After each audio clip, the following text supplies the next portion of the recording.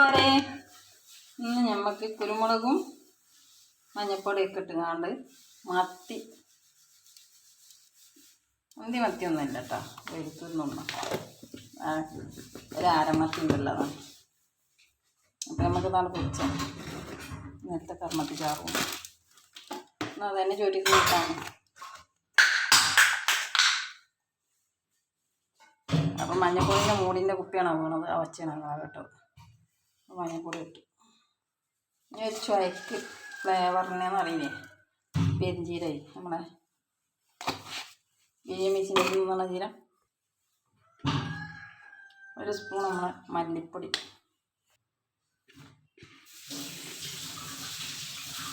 ഒരു സ്പൂണ് മുളക് പൊടി ഇട്ടു. മുളക് വാങ്ങിയിട്ടാണ് കേട്ടോ.